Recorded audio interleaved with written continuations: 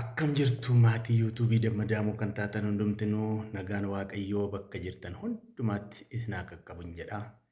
Waaqayyoof galanni haa ta'u ani nagaa kootii halkanis guyyaas otoo hin dadhabiin, otoo hin dagatiin, otoo nun irraanfatiin rifeensi keenyallee isa duratti lakkaa'ama kan ta'e waaqayyoo keenya nu eegee yeroo kanaatiin nu ga'eerraa maqaan isaa galateeffamu. Mee amma gara ergaa keenya guyyaa har'aatti otoo hin darbiin daqiiqaa muraasaaf waaqayyoon hin kadhanna. Galanni ulfinni teessoo kee irratti baraama baraatti siif haa ta'u.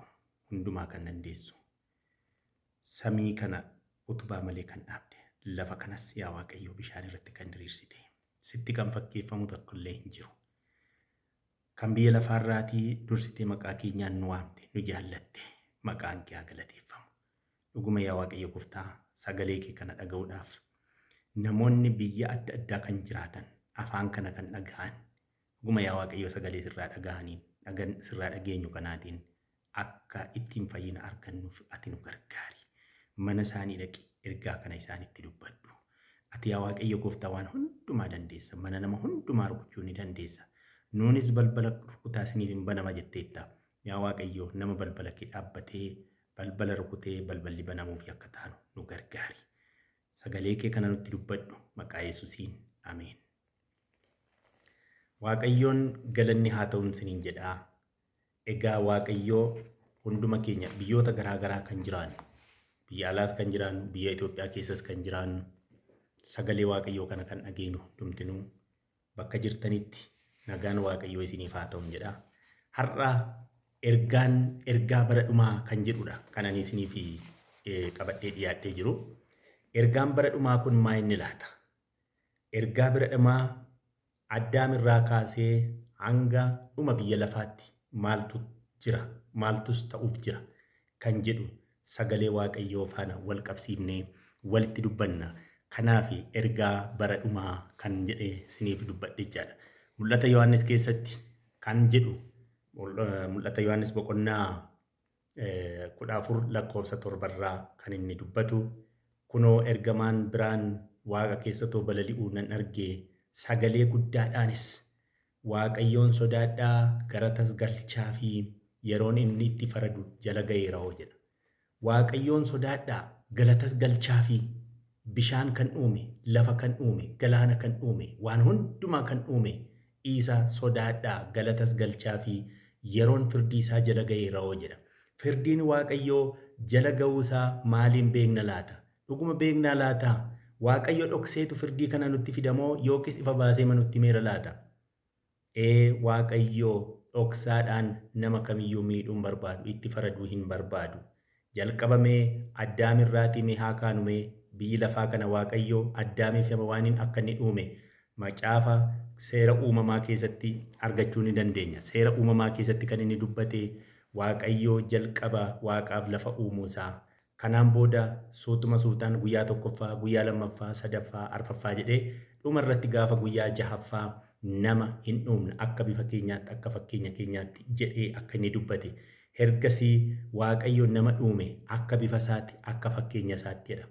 Addaamiif haboo kenne. Addaamii haboo inni argate bineensota lafa kanarraa akka abboomuuf, simbirroota samii keessa balali'an, qurxummii galaana keessa jiru hundumaa akka abboomuu fi haboon kennameefii ture Addaamiif jechaadha. Addaam haboo isaaf kenname kana itti fayyadamee hin fayyadamne jannata keessa Addaamiin yeroo kaayetti waaqayyoo Addaamiin yeroo uume kaayetti seera kenneefii ture. Addaamiin uumee jannata keessa erga kaayee waaqayyoo abboommii itti himee ture. Abboommiin inni itti hime kun hamaaf gaarii ishee beeksistuu. Muka kana ija mukaa kana hin nyaatinaa jedhee ture. Addaamis Hewwaanis abboommii kana akka eeganiif muka hamaaf gaarii beeksistu kana ija mukaa kana irraatii kutanii akka hin nyaanneef ergaan kenname yookiis abboommiin seerri waaqayyo kenneefii kana ture. Hewwaan guyyaa tokko bofaan gowwoomsamtee ija mukaa hin nyaatiin jedhamte kana nyaattee argamte. Seera uumamaa boqonnaa 3 lakkoofsa 17 irraatii waaqayyo firdii kenne Addaamitti jechuudha. Har'aa sababa keerraa kan ka'e lafti kan abaaramte haa taatu jedhe. Lafti inni abaaramte Waaqayyoof Addaam abboomamuu diduu isaarraatiin kan ka'e lafti kun akka isheen abaaramtu taate. Kosorruu qoraattii akka isheen biqishitu lafti kun dhukkubaan akka isheen baay'attu duraan dhukkuba hin qabu ture, qorra hin qabu ture, qullaa ta'uun hin jiru ture, dhama'uunis rakkachuunis hin jiru ta'e. Addaam garuu akka Waaqayyo abboometti deemuu waan dideetii fi gara abaarsaatti lafti kun akka isheen abaaramtu taate. Lafti kun abaaramte bineensonni asirra jiranis hin abaaramanii har'a Phaawulos illee akka inni jedhetti sababa keenyaan qabeenyi yookiis immoo uumamni lafaa hundumtinuu nu faana cinqamaa jira. Cinqiin kun akka inni dhufu kan taasises abaarsa Addaam biyya lafaa kanatti fide ture. Kanumarraa kan ka'een Addaamiif Hewwaan jannata keessaatii akka isaan bahan godhame. Jannata keessaatii ari'amanii jannata kana akka eeganiif, akka bareechaniif, akka kunuunsaniif, keessa akka jiraataniif, itti gammadanii gooftaa isaanii itti galateeffachaa jannata kana keessa akka jiraataniif Waaqayyo jannata keessa kaa'ee ture. Isaan garuu abboomamuu waan didaniif Waaqayyo jannata kana keessaatii akka isaan bahan isaan taasise jechuudha. Kanaaf achiin erga ka'anii lafti kun abaaramuu isheerraa kan ka'e wal jibbuun, waraansi, wal ajjeesuun lafa kanarratti uumamuu jalqabe. Yeroo jalqabaatiif dhala namaa keessaatii lubbuu wal galaafachuun kan dhuufameef ijoollee Addaam, Aabeelii fi Qaayel gidduutti ture. Aabeel nama qajeelaa, nama Waaqayyoon sodaatu, nama Waaqayyoof abboomamu ture. Qaayel garuu nama inaafaa, nama jibbaa, obboleessa isaa kan hin jaallanne, guddina obboleessa isaa, gammachuu obboleessa isaa kan hin barbaanne nama akkasii ture. Guyyaa tokko maaltu ta'e? Aabeelii fi Qaayel Waaqayyoof aarsaa akka kennantu godhame.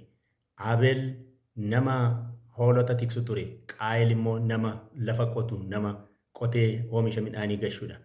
Aabeel Waaqayyoof aarsaa inni dhiyeesse keessaatii hoolaa keessaa ishee filatamtuu bareedduu ishee dhiyeesse. Qaayel immoo midhaan isaa keessaa midhaan isa kosii kan daanoon nyaatee fi kan barbaachisaa hin taane Waaqayyoof dhiyeesse. Waaqayyo garaa namaa hin qora, yaada namaa hin qora, kalee namaas hin qora. Aabeel waan qajeelaa akka inni hojjete aarsaa isaatiin agarsiise. Qaayel garuu waan yakka yookiis immoo waan dabaa akka inni hojjete innis aarsaa isaatiin dhiyeesse. Aarsaa isaatiin dhiyeessan keessatti Aabeel foolli isaa hin ife Waaqayyo fuuldurattidha. Foolli Aabeel hin ife gammachuudhaan guutame. Aabeel gammachuu inni argate kanatti Qaayel itti inaafe. Obboleessa isaa kana ajjeesuudhaafis yeroo baay'ee hin fiiga ture.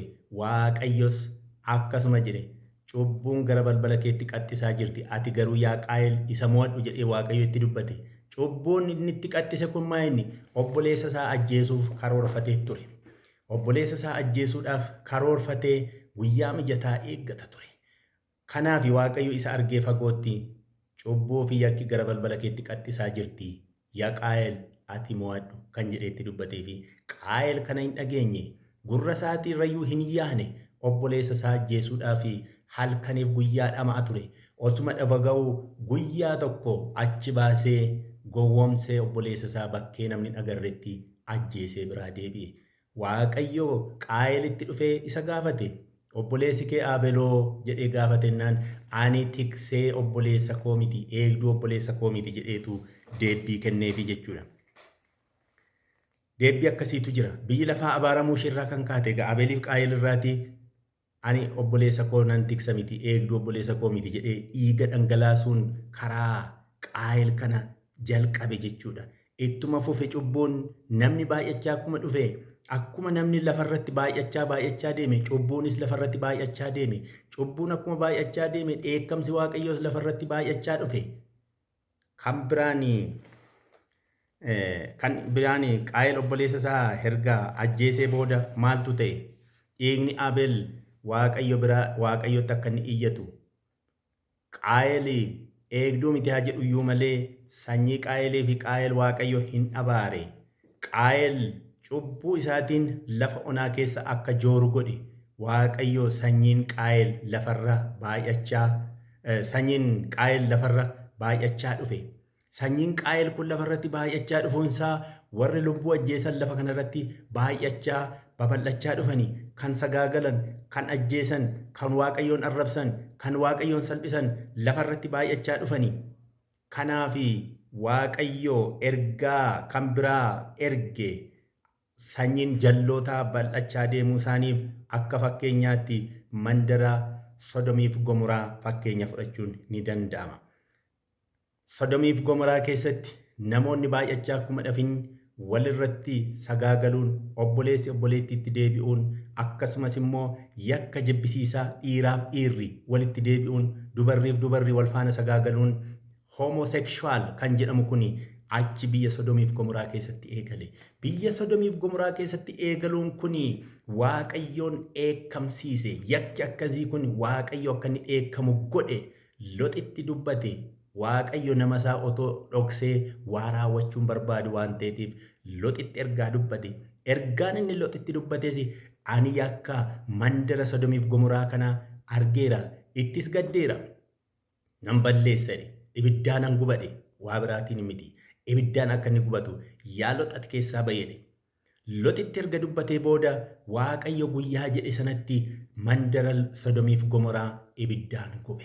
Warri Waaqayyoof abboomamuu didan, warri jecha Waaqayyoo dhaga'uu didan, haadha manaa Lox dabalatee achuma mandara sana keessatti akka isaan gubatan isaan taasise jechuudha.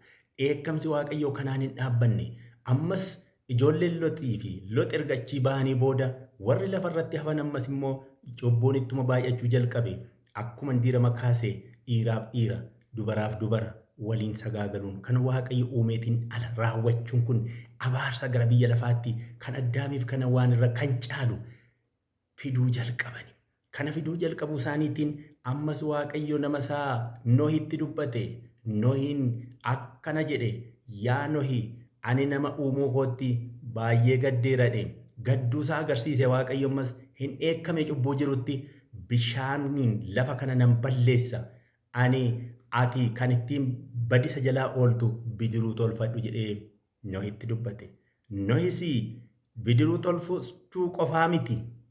Bidiruu tolchuu qofaadhaan hin dhaabbanne. Otuma bidiruu tolchuu namoonni amananii badisa jalaa ba'uu akka danda'aniitiif bidiruu Nohi faana akka sooffataniif itti dubbate ture.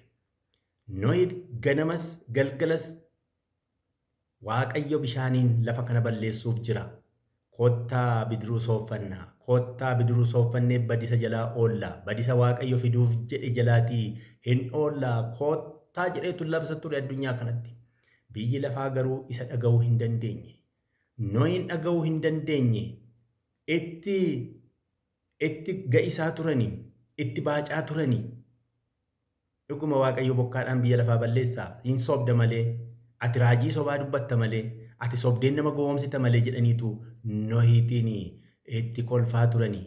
Kolfi kun waggaa meeqaaf ture laata? Nohi waggaa 120 ni hojjete bidiruu kana ni soofe.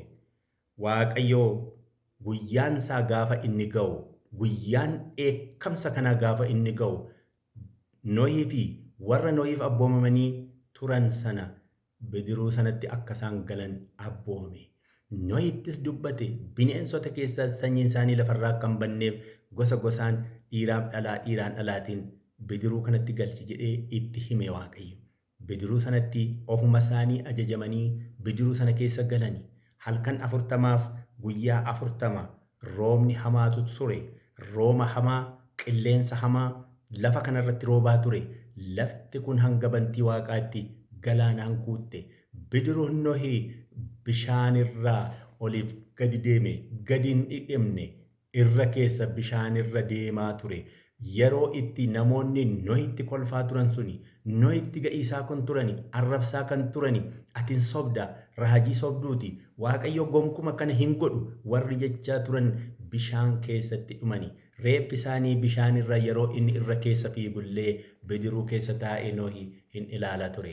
Har'as ergaan Waaqayyoo badisa jalaa oolaa kan jedhu raajotaan kitaaba qulqulluutiin kallattii adda addaatiin nutti himama jira. Meeqan keenyatu akka bara Nohi sana bidiruu sooffachaa jirra laata? Bidiruun keenya isa kami laata kan nuti ittiin badisa oollu? Ilmi namaa akka kanaatti lafarraatii cubbuudhaan eekkamsi lafarraatii balleesse. Herga maatiin Nohii fi maatiinsaa namni 8 jedha akka wangeelli dubbatutti. Namoonni kun herga badisa jalaatii oolanii ammas deebi'anii lafarratti horuu jalqabanii. baay'achuu jalqabanii erga baay'atanii dhalli namaa ammas sammuun isaa qulqulluu ta'uu hin dandeenye badisichuma bishaanii kan oolanillee deebi'anii koottaa gamoo hanga bantii waaqaatti ol dheeratu suphee irraatii ijaarree maqaa keenyatti waamsisna akka addunyaatti lammata waaqayyo bishaaniin akka nun balleessineetiif kan jedhu deebisee yakka sammuu isaa keessatti dhalli namaa uumuu jalqabe. Kanarraatii kan ka'e ammas waaqayyo nama uumuu kootti baay'een gaabbe kan jedhudha. Lallabaa fi barsiisa Noohii warra tuffatan badisa bishaanii jalaa ooluu hin dandeenye. Bishaan badisaa booda maatiin Noohii warri badisa jalaa oolan deebi'anii erga horanii booda waaqayyo irratti daba hojjechuuf hin teenye. Deebi'anii koottaa xuubii hanga bantii waaqaatti ga'u hojjennee lammata akka waaqayyo bishaaniin nu hin balleessine hojjechiifna ittiinis of waamna kan jedhu turani. Kunis waaqayyoon baay'ee eekkamsiisee ture jechuudha. Akka yaada isaaniitti hanga bantii waaqaatti suphee irraa yoo hojjetatan bishaan badisaa isaan arguu hin danda'u. Waaqayyo irrattis waan barbaadan hojjechuu danda'u. Kana karoorri isaanii jechuudha. Akka isaaniif waaqayyo bishaan qofaatiin nama balleessa kan jedhuutiin yaadani. Bishaan qofaatiin miti waaqayyo. Sodomiif Gomoraa fakkeenya fudhanne bishaaniin miti kan inni balleesse. Ibiddaan gubee balleesse. Suphee isaanii kana waaqayyo sochii lafaatiin garagalchee lafa keessatti gadi dhidhimsiisuu danda'a yoo barbaade. Lafa kana ogummaadhaan bishaan irratti waaqayyo hundeessee dhaabe. Socho'uu hin danda'u lafti kuni. Waaqayyoof wanti hin danda'amne hin jiru. Namni garuu yaada isaa yookiis humna waaqayyoo akka humna isaatti, beekumsa waaqayyoo akka beekumsa isaatti yaada waan ta'eetiif kan akka isaan yaadan godhe. Gamoo bantii waaqaa garuu ijaarree badisa bishaan of oolchina jechuun kun immoo afaan namootaa akka gargar ba'u taasise. Abaarsi isaanitti fide erga ibiddaan Sodomiif Gomoraan gubatee booda yakki adda addaa hojjechuun bishaan badisaa fide. Bishaan badisaa erga oolanii ijoolleen Noohi ammas immoo yakka isaan hojjetan gamoo ijaarrana jechuun kunis ammas waaqayyo biratti dheekkamsa fide. Dheekkamsi kun immoo afaan namootaa akka inni gargar ba'u taasise jechuudha. Biyyi lafaa kun akka seera uumamaa boqonnaa 11 lakkoofsa 5 hanga 8 yoo dubbifanne koottaa afaan isaanii gargar baafna. Lammata deebi'anii walii isaanii akka hin dhageenyeef addunyaa kanarra akka faca'aniif jedhee waaqayyo dubbate koottaa gadi buunee afaan isaanii gargar baafna. Afaan inni tokko isa tokko dhaga'uu dadhabe. Ijoolleen Nohi deebi'anii waaqayyo bishaan badisaa isaan oolche kuni deebi'anii akka isaan afaan isaanii gargar ta'ee addunyaa kanarratti akka isaan faffaca'an taasise waaqayyo jechaadha. Har'a addunyaa kanarratti faffaca'uun keenya maal fidee jira laata? Bu'aa inni fide namoonni lafarraa erga bittinna'anii hojii Sodomii fi Gomoraa yookiis homosexual kan jibbisiisaa fi abaaramaa hojjechuu eegalani. Waaqayyo ammas saba kana raawwatee yookiis callisee hin ilaalu. Lot akkuma inni taasise jechuudha. Akkuma bara Looxitti rakkoon ture akkasumas. Biyyi lafaa kun yeroo ammaa maal fakkaatti kan jedhu gaaffiidha. Erga lafarra bittinna'anii addunyaa kanarra erga faffaca'anii booda ardii Afrikaa, ardii Ameerikaa, ardii Eeshiyaa, ardii Awurooppiyaa akkas jedhamanii har'a faffaca'anii bifni keenyallee kaan suphee gurraacha fakkaatee Afrikaa gurraacha yookiin immoo kaan immoo biyya adii jedhamne akka nuti adda babbaanullee abaarsa gamoo Baabel haa ijaarru jedhame sana waaqayyoo duratti dheekkamsatu kana fide jechuudha. Faffaca'anii jirra. Har'a faffaca'uun keenya bifa keenya qofaatiin miti. Naannoo qilleensaa qofaatiin miti.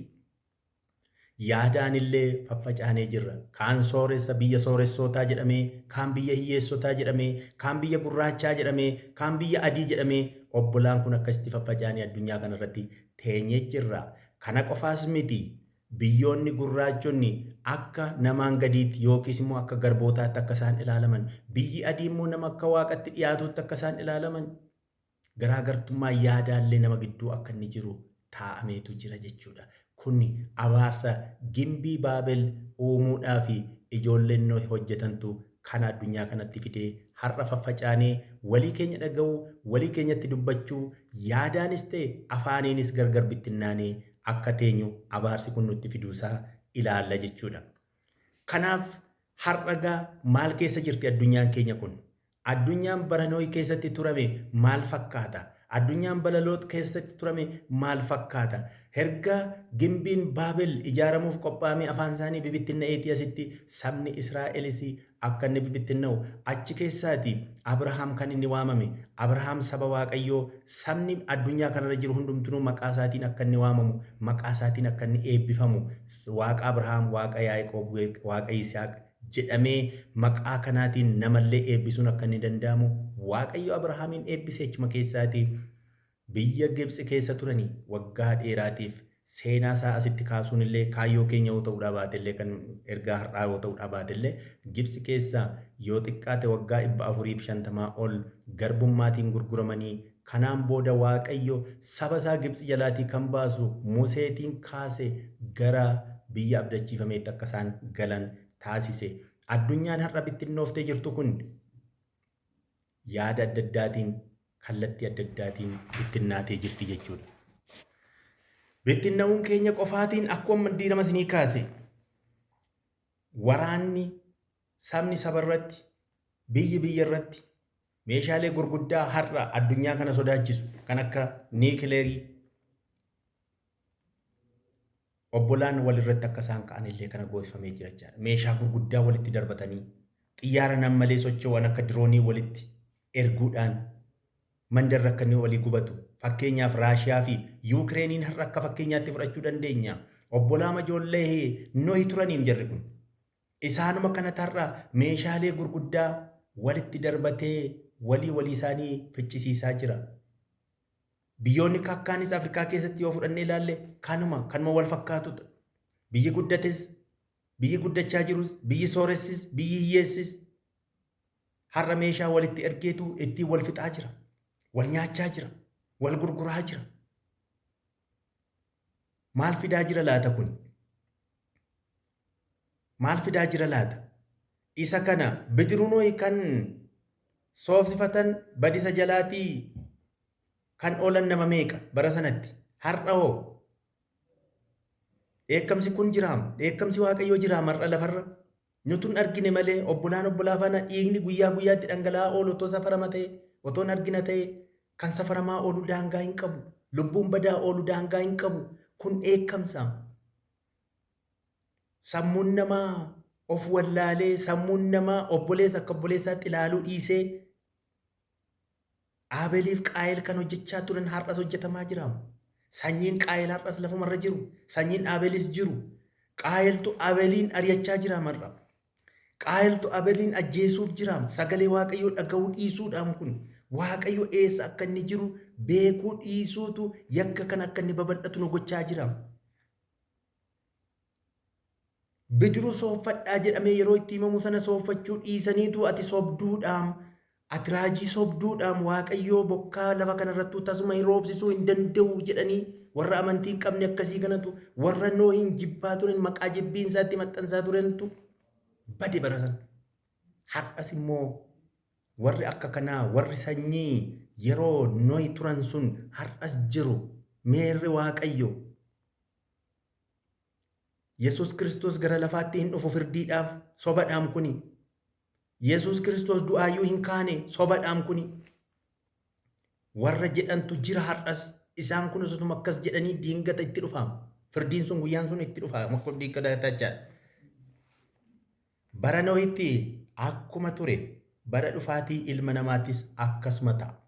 Maarqos 13 lakkoofsa 1 hanga 13tti dubbisuu dandeessu. Yaa gooftaa milikinni dhufaatii kee yoomi laata? Maaltu ta'a laata? Nutti himi jedhaniitu isa gaafatanii turani. Yeroo isa gaafatan sanatti gooftaan garuu deebisee isaanii fi dubbate. Maarqos boqonnaa 13 kana mee in ilaalla. Lakkoofsa 1 kaasee maal akka inni jedhu jechuudha. Akkuma Yesuus mana qulqullummaa keessaa ba'een Akkuma Yesuus mana qulqullummaa keessaa ba'een bartoota isaa keessaa inni tokko, barsiisaa,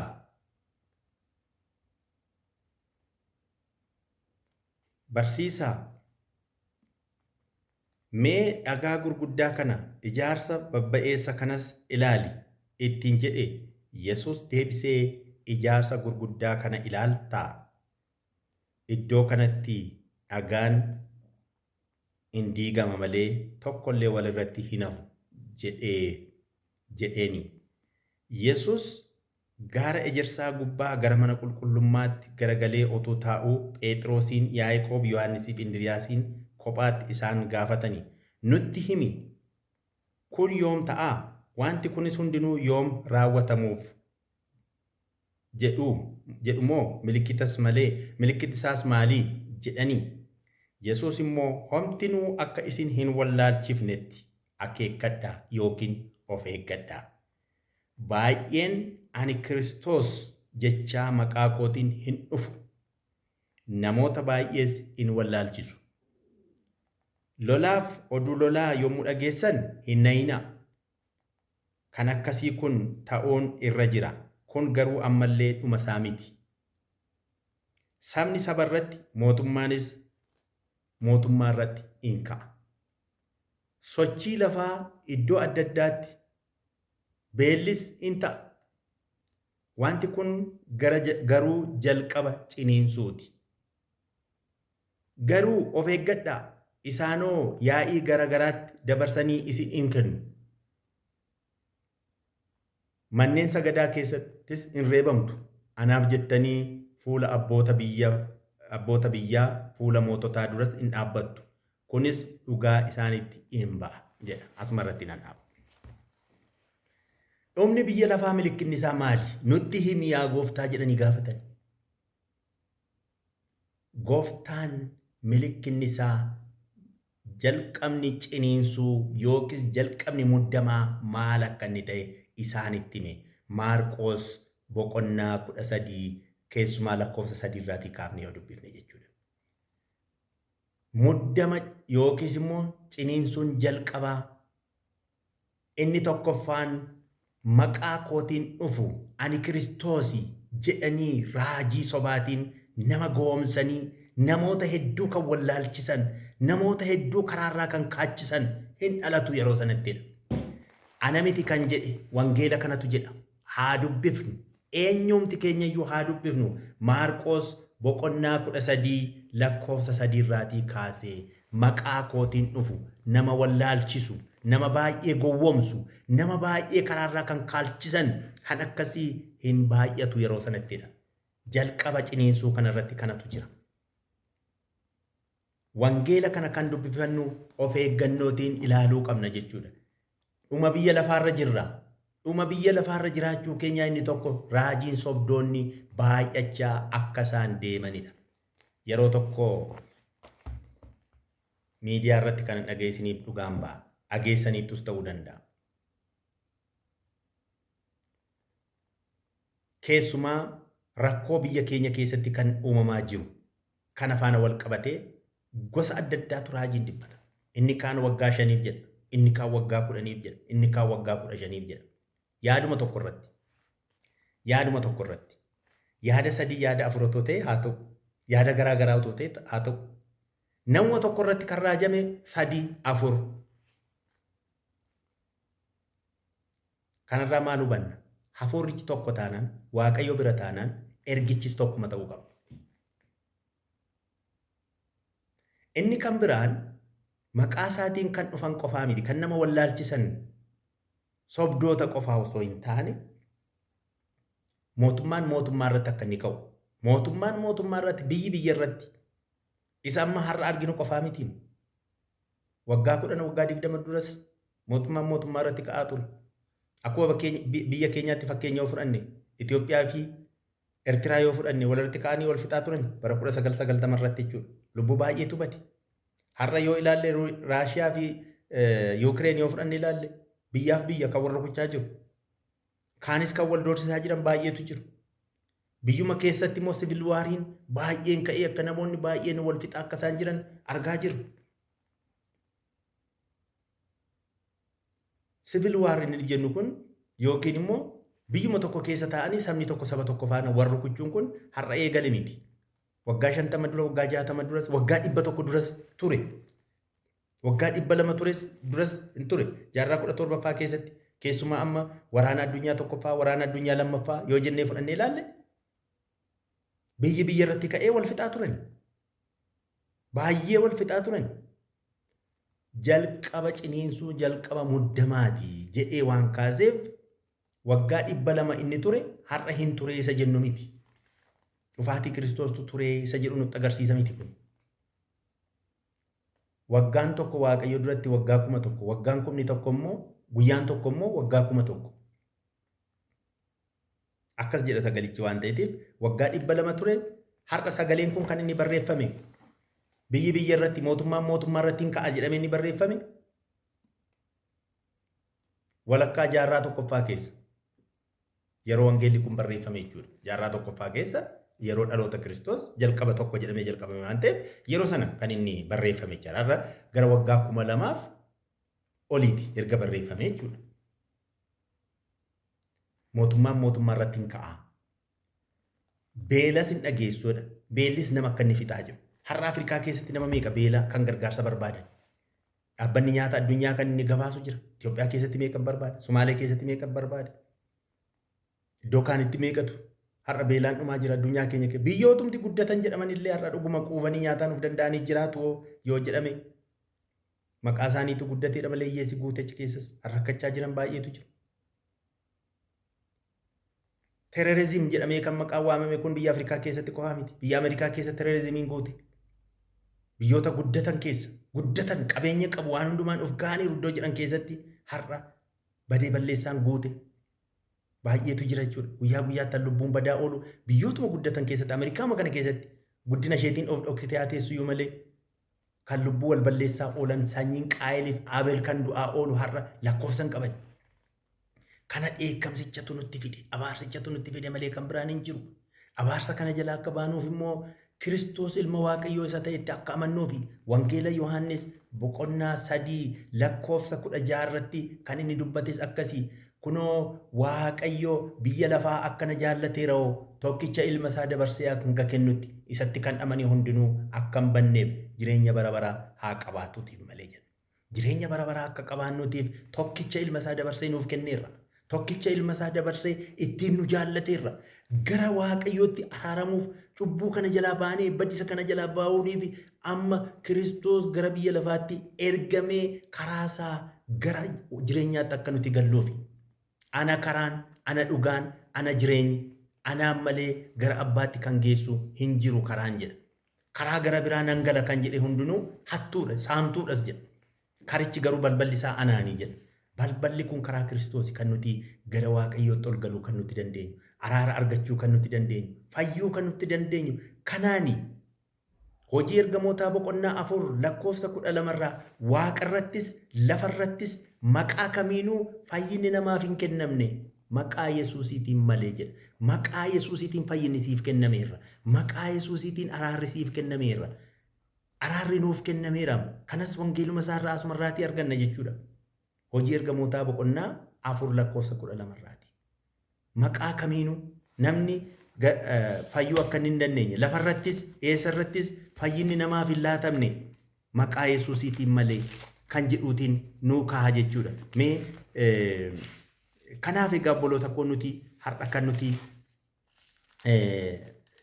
beekuu qabnu Kiristoos gara biyya lafaatti kan nu dhufe har'a badisa yookiis dheekkamsa biyya lafaa irratti babal'achaa dhufe kana Addaam irraatii kaasee sadarkaan inni har'a irra ga'ee jiru maal akka inni ta'e hojii ergamootaa boqonnaa 4 lakkoofsa 12 isinii dubbisuuf jedheenu fayyinni Yesuus Kiristoos duwwaadhaan malee kan biraatiin tokko illee hin jiru. Maqaan kan biraa ittiin fayyuun kan nuuf ta'u Waaqa jala ilmaan namootaaf hin kennamne jedhe. Kanaaf Waaqa jala lafa kanarratti samii irratti kan namni ittiin fayyuu kennamee fi maqaan kan biraan hin jiru Kiristoos qofaadha. Har'a viidiyoo kana kan dhaggeeffattan obboloonni koo bakka kamuu yoo jiraattan bakki isin hin daangessu. Ameerikaas jiraattan, Jarmanis jiraattan, Jaappaanis jiraattan, Itoophiyaa keessas jiraattan afaan Oromoo kan dhageessan hundumtinuu jechuudha. Sagaleen har'a nuuf kenname kuni bara Noohitti akkuma ture kunoo dhufaatii ilma namaa keessattis hin ta'a jedha. Bara Noohitti namoonni baay'een isaanii Noohitti kolfaa turanii. Noohitiin akka gowwaatti fudhachaa turanii. Noohi gowwaadhaam. Hojii hin qabuum kan biraa kanaaf muka soofa calliseema. Akka waan gaddeebi'eetti, akka waan gowwaa ta'eetti yookiin akka maraateetti fudhachaa turanii. Gaafa inni Waaqayyo jedhe dheekkamsichi guyyaan dheekkamsaa sun gaafa inni dhufu garuu yaa Nohi balbalicha nuu banii. Maaloo nuu banii nuti dhumne jedhaniitu itti yaa'anii dhufanii kadhatanii. Nohillee banuudhaaf yaalee ture garuu harki Waaqayyoo balbalicha waan cufeefi markaba sana yookiis doonii sana bananii itti galanii badisa jalaa ooluu hin dandeenye. Harka Waaqayyoo cufe banuu hin dandeenye ani jedha. Dhufaatiin Kiristoos akkam akka inni abdii nama kutachiisu hin dubbata ofii masaayyuu. Fakkeenya durboota 10 fudhate. Durboota 10 keessaa 5 ogeessota, 5 gowwootadha. Warri ogeessonni dhadhaa nuugii cuggee isaanii keessatti naqataniitu dhirsi misirroo hin dhufa jedhameetu eeggatu turani. Warri gowwoonni immoo isuma jiru saniyyuu of keessaa fixanii abdii kutatanii dhirsi misirroo hin hafe jedhanii halkan waaree otoo hin gahin dadhabanii rafanii. Erga rafanii halkan walakkeessa booda iyya guddaatu ta'e. Mandara sana keessa iyya guddaatu ta'e, ililleetu ta'e, iyya hoggaan siniin jiru ilillee gammachuu misirrooni yeroo dhufu gammachuutu jira waan ta'eetiif, ilillee jira waan ta'eetiif, ililleen gammachuu kun ka'aa bahaa misirroo simadhaa kan jedhu yeroo dhagaan warri gowwoonnis warri gamni yookiis abshaallis walumaan halkan walakkaa sana ka'anii hirribni mataa isaanii joonjessee matoo jirullee isuma keessa ka'anii misirroo sana simachuudhaaf jedha. Kanaan booda warri ogeessonni dhadhaa nuugii sana yookiis boba'aasa jennu jechuudha qabu waan ta'eetiif yeroo sana ibsaa isaanii qabsiifatanii misirroo sana simachuudhaaf gadi ba'anii ililleedhaan ba'anii gammachuudhaan ba'anii. Warri gowwoonni immoo warra abshaalaatiin dhaqanii kan keenya nu jalaa dhumteetti ibsaan keenya nu jalaa dhaamuu fi maaloo maal nu wayya irraa nuu kennaa jedhanii kadhatanii. Warri abshaalli siriittuu abshaala waan ta'aniif maal jedhani? Lakkisaa yoo isiniif irraa hirre kan keenyas kan keessanis waluma faana dhumee dhaama. Wal faana dhaamnee dukkanatti hafuu keenyarra isuman keessan qabadhaatii tumaan ta'a namti keessan dhaamee kan keenyaan ifa keenyaan deemu wayyaadhanii qabatanii ba'anii. Sanaan booda warra gowwootaa ibsaan waan dhaameef misirroo sana simachuu hin dandeenye. Bakkee mattafanii misirroon warra isa simate faana gara manaatti ol galee balbala isaa cufateedha. Balbala isaa cufate gowwoonni dhufanii balbala rukutanii nuu banaadhanii isin gowwoota nana ani isin beeku badaanarraatii jedhe. Balbalichi akkasitti nutti cufamuu danda'a. Balballi kun yoo nutti cufame rakkoodha. Akka balballi kun hin cufamneef immoo qophaa'uun nu barbaachisa obboloota koo. Qophaa'uutu nu barbaachisa. Kitaaba qulqulluu keessatti ijoolleen Addaam kan turan Abeel nama qajeelaa fi Qaayel nama abaaramaa waan raawwatan yaadachuu qabna. Waan isaan kana lamaan gidduutti raawwate Qaayel nama jooraa nama baqataa ta'i jedhe Waaqayyo isa abaare. Abeeliin garuu hin eebbise. Ijaarsa gamoo Baabel dhaloota ijaaruuf tattaafachaa turan Waaqayyo afaan isaanii bittinse. Bittinsuun kun immoo rakkoo kana fideetu lafarra akka isaan gargar ta'an taa'e jechuudha. Kanaaf yaa obboloota koo har'a ergaa kanaatiin isin har'as kallattii adda addaan ergaan bara dhumaa nutti himamee jira.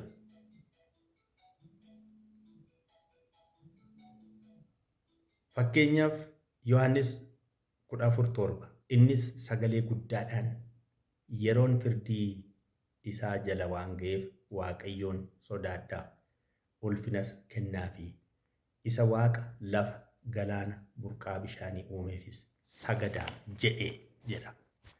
Kanaaf egaa mul'ata Yohaannis boqonnaa 14 lakkoofsa 7 irratti inni ergamaan Waaqayyoo qilleensa keessatti ergaa inni dabarsee Waaqayyoon sagalee guddaadhaan jedhama. Irra deebinee haa hubannu mul'ata Yohaannis boqonnaa 14 lakkoofsa 7 innis sagalee guddaadhaan yeroon firdii isaa waan ga'eef Waaqayyoon sodaadhaa ulfinas galchaa fi isa waaqa lafa galaana burqituu bishaanii uumeefis sagadaa'edha. Eenyuufi kan nuti sagaduun nuuf malu? Galaana, bantii waaqaa, lafa waan hundumaa isa uumeef galateeffachuunis sagaduuniifis kan malu isa kanaatiifidha jechuudha. Waan hunduma keessaa kan nama ajaa'ibu dhageessaniitu ta'uu danda'a. Miidiyaa adda addaa irratti, feesbuukii irratti kan naanna'u, kan nama gaddisiisu. Wangeelli kana keessatti kan barreeffame 666 hiikni isaa maali? Kanallee viidiyoo isaa guyyaa biraatti dhufna. 666 gooftaa keenya Luusferiin warri galateeffachuu barbaadan jedhaniitu beeksisu. Gooftaa keenya Luusferiin. Luusfer maali? Seexana.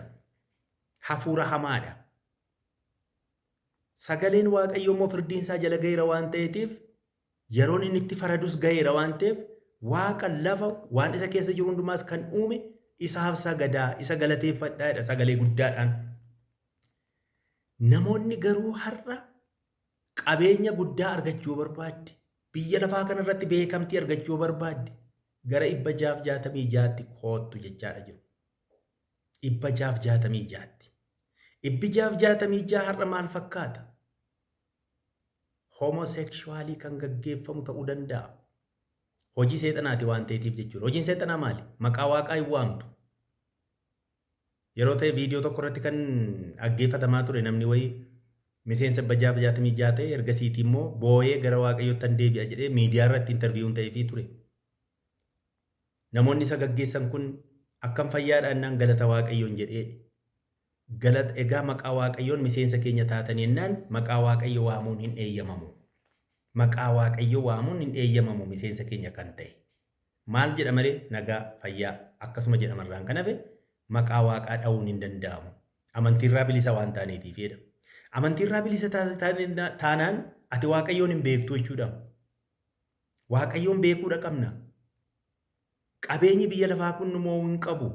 Konkolaataan kun hin caccabamu. Gamoon warra Baabel hin caccabeemu. Afaan isaaniitu bittinnaa'e. Adda ba'anii lafarra faca'ani. Har'a gamoo supheerraa ijaarame abbaa dabrii 10-15 yoon ijaarrate maal naa godha waggaa meeqan keessa jiraadha. Har'a waaqayyoon dhabee guyyaa 2 guyyaa 3 gamoorra bulee isaa achitti achi yoon dhabame maa inni faayidaansa? Birrii miiliyoona miti biiliyoona qabaadhee waaqayyotti gammachuun qabu taanaan maa inni faayidaansa? Isa kana kan nuti beekuu qabna jechuudha. Beekuudha qabna kana. Qabeenyi nagaa siin kennu obboleessa koo. Miliyoona meeqa lakkoofte? Miliyoona meeqa waggaa miliyoona meeqa jiraatta lafa kanarra?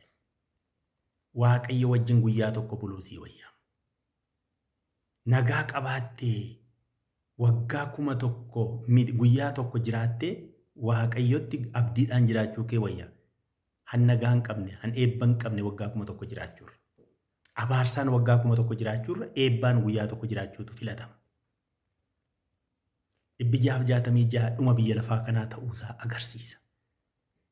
Dhumni inni biyya lafaa dhufaatii Kiristoos keessaa ragaa kan ba'u tokko 666dha.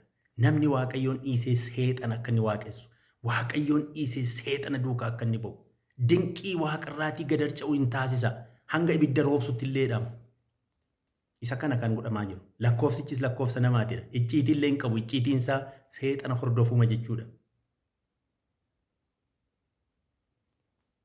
Bara Nohitti koottaa badisa oolaa bidiruu sooffadhaa jedhame. Namni ni dide. Bisaaniin badifame. Gimbii Baabel ijaaruudhaaf erga fiiganii Waaqayyo isaan abaare lafarra akka faca'an afaan isaanii akka gargar ta'u godhame. Amma immoo Waaqayyo isa dhumaatiif bara dhumaatiif ilma isaa gad erge. Namni karaa ilma isaa kana akka fayyuuf, fayyina akka argatuuf, badis akka ooluuf. Badisni kun isa dhumaati, firdii isa dhumaati.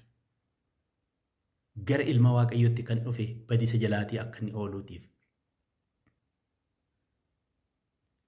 Kanaafuu yeroon ammaa kun immoo keessumaayyuu baay'ee murteessaadha. Gara Kiristoos dhufuudha qabna. Horiin yookiis qabeenyi keenya amanachuun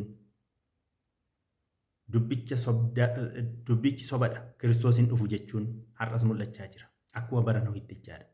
Kiristoosis jedheera, Yesuusis gooftaan keenya bara Nohitti akkuma ture akkasuma dhufaatii ilma namaattis hin taa'edha. Dhufaatii ilma namaa keessattis namoonni otoo dagatanii, otoo rafanii, Waaqayyo irraa fagaatanii otoo jiranii argamu. Akka tasaa itti dhufa, akka hattuutti dhufadha. Dhufaatiinsa akka hattuuttidha. Itti qophaa'amee miti. Warra Waaqayyoon qabuuf garuu nutti himameera. Nuuf akka hattuutti miti. Nuyi Kiristoosiin qabna taanaan akka hattuutti nutti dhufu. Warra Kiristoosiin hin qabneef, warra itti qoosaniif, isaaniif garuu akka hattuutti hin dhufa jechuudha. Kanaafuu warri wangeela barsiisan faayidaaf yookiis dhimma biraaf osoo hin taane dhugaan kun nama bira haa gahuudhaaf barsiisaa jiru. Lubbuu isaanii kan kennan baay'eetu jiru har'a. Wangeela kanaaf jedhanii lubbuu isaanii kan kennan hedduutu jiru. Inni kunis Kiristoosiin bu'aa buufachuuf malee waa biraatiif miti. Phaawulosis dhiphinattis, beelattis, waan hundumaatti iyyuu Kiristoosiin bu'aa buufachuuf malee waa biraatiif mitidha. Kiristoosiin bu'aa buufachuu qabna. Bu'aan keenya isa ta'uu qaba.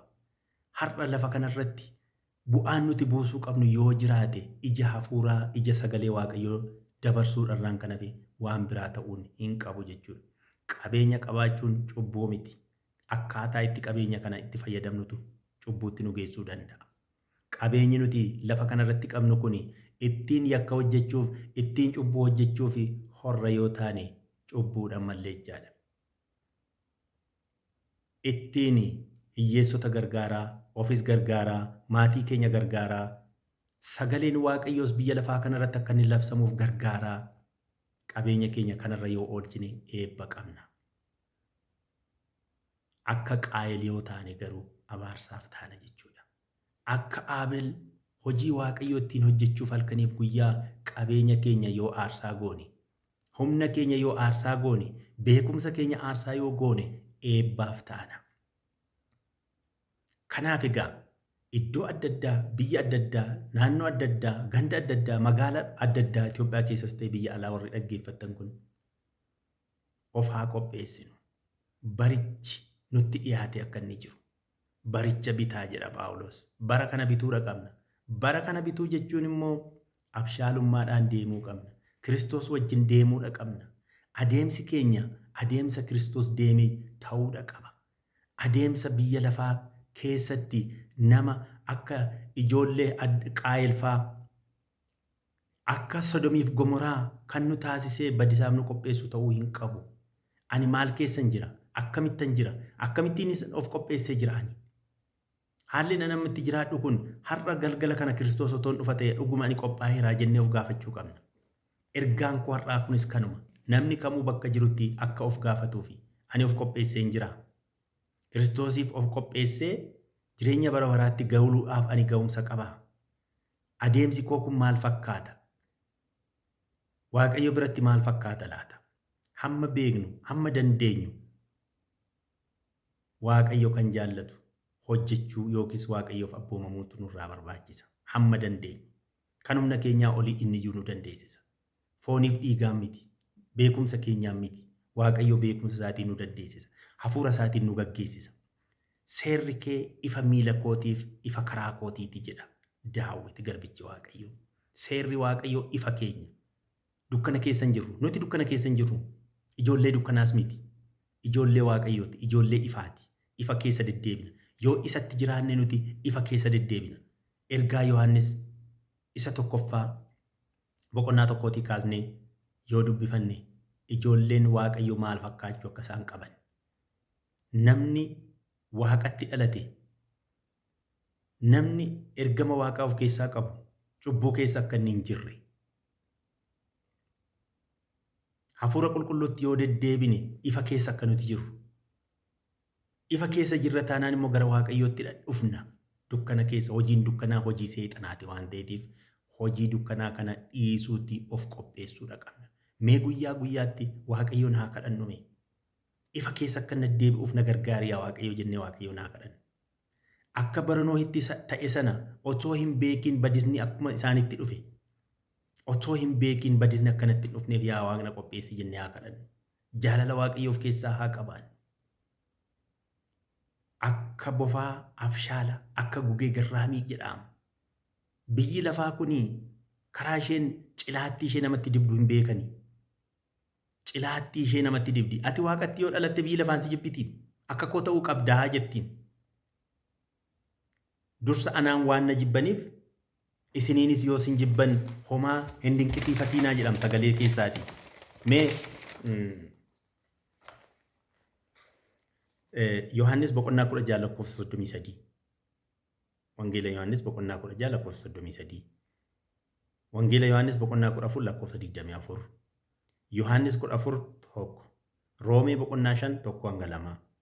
Filiiphos boqonnaa 4 lakkoofsa 7. Ximootewoos lammaffaa boqonnaa 3 lakkoofsa 12. Ergaa Yohaannis tokkoffaa boqonnaa 5 lakkoofsa 4. Wangeela Yohaannis lakkoofsa boqonnaa 1 lakkoofsa 11. Isa dhumaa kana siifan dubbisa. Wangeela Yohaannis boqonnaa 1 lakkoofsa 11. Gara biyya lafaa dhufee biyyi lafaa garuu isa hin simanne. Yesuus gara biyya lafaatti dhufe. Garuu biyyi lafaa kun isa hin simanne. Bu'aan isheen buustee fi Kiristoosiif hin fannifte biyyi lafaa. Har'as ati Kiristoos duukaa buuta yoo taate biyyi lafaas hin jaallattu. Adimaas irratti hojjetu. Qoqqobbiis irratti hojjetu. Akkati duutu si taasisu. Dursanii isa waan jibbaniif ati immoo isarraa waan dhalatteef akkuma Kiristoositti ilaalamtee waan jibbamtuuf kana beekuudha qabda. Hojii dukkanaa yoo hojjette hin jaalatamta. Biyya lafaa biratti beekamuudhaaf gooftaa keenya Luusiferiin fudhadhaa kan jedhamee fi kanaafi. Kan lafaati, kan badisaati, kan dukkanaati waan ta'eef hin simatamtaati waan biyya lafaa kana yoo hojjette. Qabeenyaan akkati biyya lafaa kanatti beekamtu. Lusifer Yesuus irrattis yaaleedhaan kan gara gaara bantiitti ol baasee halkan 40 guyyaa 40 erga inni soomee booda akkas jedhee gaafate ilma Waaqayyoo yoo taate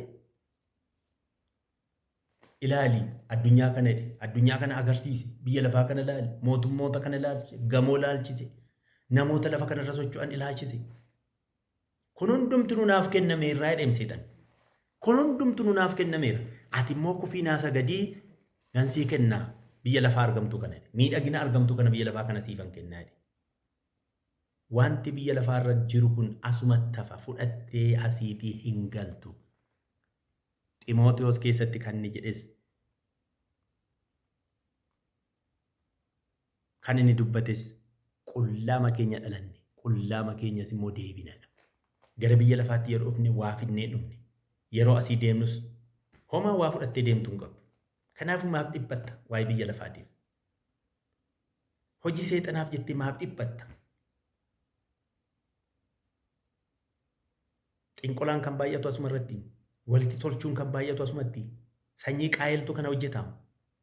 Obboleessi kee akka inni akka obboleessi isaa biratti hin guddanne, obboleettiin isaa akka hin guddanne, sanyiin qaayil seexana faana firoomanii kan xinqolaa namarratti hojjetan kanaafi. Kan biyya lafaa kun kana waan taateeti. Guddinni biyya lafaa kun, badhaadhinni biyya lafaa kun, homaas maayisii waan si baasuu hin qabu. Inuma hafa. Mi'aa fudhan duubatti deebinee seenaa maa ilaallume. Biyya keenya keessattis, biyyoota adda addaa keessattis. Abrahaam Lincoln Ameerikaa keessatti beekamaa ture. Mootii Ameerikaa isa jalqabaa ture. Abrahaam Lincoln har'a hin jiru. Seenaa isaa jira malee Abrahaam Lincoln eessatti akka awwaalame dhaloonni har'aan beeku. Maartin Luther bu'aa guddaa kan buuse addunyaa kana keessatti. Seenaan isaa jira. Waan gaarii inni hojjete jira. Har'a garuu hin jiru. Raajonni kitaaba qulqulluu keessatti barreeffaman Waaqayyo isaanitti fayyadamee ergaa isaan nuuf dabarsan har'a nu biraan ga'an kun lubbuu isaanii wareeganiitu. Har'a isaanii jiru. Seenaan isaan yaadata. Seenaan waan lamaan nama yaadata. Gaarii hojjechuu keetiif hamaa hojjechuu keetiin jechuudha. Raajonni har'a abdiidhaan boqotan. Qaayelii fi sanyiin qaayel garuu abdii malee boqotan. Abdiin qaban. Badan isaan. Faayidaa hin malleef jedhee obboleessa isaa ajjeese. Faayidaas hin arganne. Ajjeesee ka'e immoo jooraa ta'e lafarratti hin abaarame. Waaqayyo isa abaare. Sanyiin inni facaasu akka inni hin biqillee fi lafti inni irratti oomishu akka inni midhaan hin biqishinee fi akka inni joortuu akka inni ta'u milikkitatti godhe Waaqayyo. Namni illee akka isa hin tuqne, namni kana isa tuqe dachaa torba Waaqayyo immoo gumaarraa baasadheetu milikkitatti godheedha. Milikkita akkasiitu nutti ta'a. Yoo abaaramne lafarra jooraa taana. Homaa bu'aa buuf nuun qabnu amma waggaan keenya meeqa waggaa 70 yoo baay'ate 80 inni iyyuu rakkinaan dabarsinadha yoo rakkinaan dabarsina lafa kanarra. Kanaafuu badhaadhaas yoo taate hiyyeessas yoo taate homaallee waan jijjiirama fidduun qabdu lafa kanarratti Kiristoosii yoo qabaatte garuu jijjiirama fidda. Jijjiiramichis han akka kee ija gaarii biqishita hin dabarta seenaatu si yaadata. Abdiidhaanis boqotta. Sammuun kee boqonnaa argata hamma lafa kanarra jirtu waan gabaabduu kana keessatti jechuudha. Kanaafuu bidiruu kana haa sooffannu.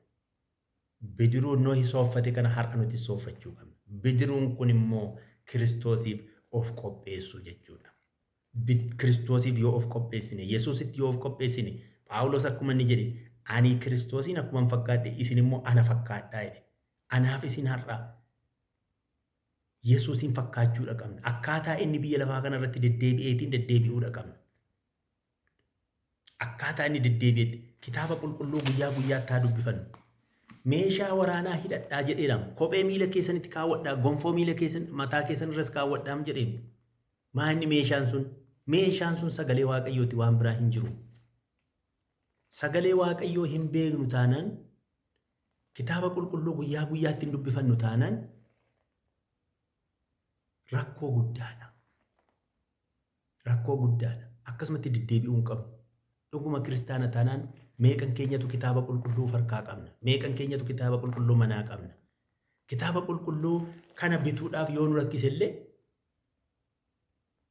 moobaayilii ismaartii warri qabnu baay'een keenya daawunlood goonee sooftiweerii isaa, soofti kooppii isaa qabachuu dandeenya, dubbisuu dandeenya jira. Mee waa tokko ergaa isiniifan kenna hojii manaa jechuudha. Guyyaa guyyaatti yoo xiqqaate boqonnaa tokko guyyaa guyyaatti boqonnaa tokko irra deddeebi'aatii ergaansaas maal akka inni ta'e dubbisaa. Hojii manaan ani isiniif kennu Kiristoosii warri jaallattan, Yesuus duukaa bu'uu warri barbaaddan, jireenya bara baraatti of qopheessuuf warri barbaaddan guyyaa guyyaatti boqonnaa tokko haa dubbisu. Boqonnichi ergaansaa maali? Ergaa maal qaba? Fakkeenyaaf macaafa fakkeenyaa boqonnaa 7 nan dubbisa yoo ta'e yaa ilma koo dubbii koo eegi. Abboommii koos garaatti qabadhu. Abboommii koo eegi in jiraattas. Barsiisa koos akka agartuu ija keetiitti eegi. Quba keetti isaan hidhadhu. Gabatee garaa keettis isaan caaffadhu. Macaafa fakkeenyaa boqonnaa 7 lakkoofsa 1 hanga 3tti dubbifama. Yaa ilma koo dubbii koo eegi. Abboommii koos garaa keetti qabadhu. Abboommii koo eegi in jiraattas. Barsiisa koos akka agartuu ija keetiitti eegi. Quba keetti isaan kaawwadhu. Quba keetti qubeelaa jechuudha. Quba kee irraa hin argamu miti yeroo hundaa. Dubbii koo akkas godhi. Quba keetti isaan hidhadhu. Gabatee garaa keettis isaan caaffadhu. Gabatee garaa kee keessattis. Kanaafuu yeroo dubbifnu gabatee garaa keenyaattis caaffachuu qabna. Eeguu qabna. Hordofuu qabna. Waan dubbifne sana ergamni isaa maal akka inni ta'e, ergaa maal akka inni dabarsu guyyaa guyyaatti yoo hubanne nuti meeshaa waraanaa eenyullee nurraa fudhachuu hin dandeenye mudhii keenyatti hidhannee jirra jechuudha. Meeshaan waraanaa kun sagalee Waaqayyoo, dubbii Waaqayyooti waan ta'eef dubbii Waaqayyoo gabatee garaa keenyaa keessatti caaffachuudha qabna. Yeroo hundumaa yoo akkas goone keessi keenya illee gammadaa ta'a. Jireenyi keenya keessi isaa maal jedha? Daawwiti garbicha Waaqayyo boqonnaa 23 Waaqayyo tiksee kooti. Waaqayyo marga lalisaa isaa keessa na bulcha jira. Boqonnaan argadha. Margi lalisaa yoo keessa ciistu sitti tola. Yoo ijaan ilaaltu sitti tola. Yoo keessa teessu sitti tola. Namoonni baay'een achitti suura ka'uu miti. Margi lalisaan bareedaa waan ta'eef jechaadha. Achi keessa na bulchaa. Diina koo duratti immoo dhadhaa ejersaatiin mataa koo na diba. Xoofoon isaas irra dhangala'aa gateedha. Diina kee duratti dhadhaa ejersaatiin si diba Waaqayyo. Diina kee salphisee si agarsiisa. Kanaafuu meeshaa waraanaa keenya sagalee Waaqayyoo hidhannee haa argamu. Kanaan of haa qopheessinu. Gowwoomsaa jalaas kan nuti baanu yeroo sana. Durboota warra ogeessota dhadhaa nuugii naqatanii guuttatanii misirroo eeggatan sun isaaniin warra dubbii Waaqayyootiin hidhatee jiruudhaan warra qophaa'ee jiruudhaan sagalee Waaqayyoo warra beekuudhaan. Wangeela kana keessa kan jiru hin beeknu taanaan salphaamatti seexanni nu gowwoomsuu danda'a. Salphaamatti biyya lafaa nu gowwoomsuu danda'a. Biyya lafaatu nutti mul'ata malee waa'een jireenya Waaqaa nutti mul'atu sagalee kana hin beeknu taanaan. Biyyi lafaa nutti mul'ate taanaan immoo harbuun baala tuulee jiru sana gooftaan itti goree ijarraa fudhachuudhaaf ijarraa dhabee isa booda ijji lammata sitti hin ta'in jedhee abaare sun warra kami? Ijji hafuuraa nu keessa hin jiru yoo ta'edha. Ijji hafuuraa nu keessa kan inni jiraatu immoo yoo dubbii Waaqayyoo nu keessa jiraatedha. Ganamas galgalas Waaqayyoon galateeffachuun Waaqayyoon kadhachuun yoo nu keessa jiraatedha. Kadhachuu qabna. Dadhabbii malee kadhadhaa jedhama inniyyuu. Waaqayyoon dadhabbii malee nuffii malee kadhachuu qabna. Halkanii guyyaa kadhachuu qabna. Isatu nu qopheessa. Isatu jireenya bara baraatiif nu qopheessa. Isatu kufaatii biyya lafaa keessaa nu baraara. Dhoqqee biyya lafaa keessaa isa nu baraara. Sodomiif Gomoraa keessaa kan nu baasu isadha. Bahuu qabna. Kanaafuu dadhabbii malee nuffii malee Waaqayyoon kadhachuu qabna obboloota ko. Barri kun bara dhumaati. Barri kun nutti dhiyaateera. Guyyaa isaa hin beeknu nuti. Namni beeku hin jiru guyyaa sana. Kan anaaf isinirraa eegamu guyyaa sanaaf of qopheessuu qofaadha. Of qopheessuu hattuun guyyaa isheen dhuftee saamtotoo beekatee abbaan manaa meeshaa barbaachisu hidhateetu eeggatee hattuu sana ajjeesa ture yookiis immoo qabeenya isaa oolfata ture jedhama. Dhufaatiin ilma namaas akkasuma akka hattuutti dhufa. Guyyaa isaa namni hin beeku, sa'aatii isaa namni hin beeku, yeroo isaa namni hin beeku, bara isaa namni hin beeku. Saayinsiidhaan kaalkuleet godhamee bira gahamuu hin danda'amu. Kaalkuleetariidhaan bira gahuu hin dandeenyu. Waayifaa irra barbaannee, intarneetii irra barbaannee, teknooloojii ammaatiin guyyaa dhufaatii ilma Waaqayyoo arguu hin dandeenyu. Saan ikiliipsi, soolaar ikiliipsi kan jedhamu yeroo laftii fi jiinii walirra oolanii gurraacha meeshaadhaan ilaaluu dandeenya. Dhufaatii Yesuus garuu meeshaadhaan ilaaluu hin dandeenya. Periskooppiin kanattiin argamu hin jiru. Periskooppiin isaa hafuura qulqulluudhaan guutamuudha.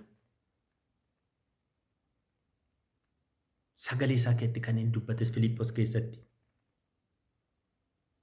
Hafuura qulqulluutiin guutamaa malee daadhii wayiniitiin hin guutamiinaa jedha. Daadhii wayiniitiin guutamuu qabna. Hafuura qulqulluutiin guutamuu qabna. Dubbii Waaqayyootiin guutamuu qabna. Sagalee Waaqayyootiin guutamuu qabna. Yaafa sanaa waan hundumtinuu biyyi lafaa kun gatii akka isheen hin qabne yookiis tuffanna. Tuffachuudha qabna biyya lafaa kana. Waan hundumaa Kiristoosiif jedheen akka kosiittan ilaaladha Phaawulos. Akka kosiitti ilaaluudha qabna biyya lafaa kana. Bu'aa ishee akka kosiitti ilaaluu qabna. Sababiin isaa homaan hin fayyadu waan ta'eef. Waanuma si fayyadu hin qabu. Ergaan koo har'aa asuma irratti gahaa.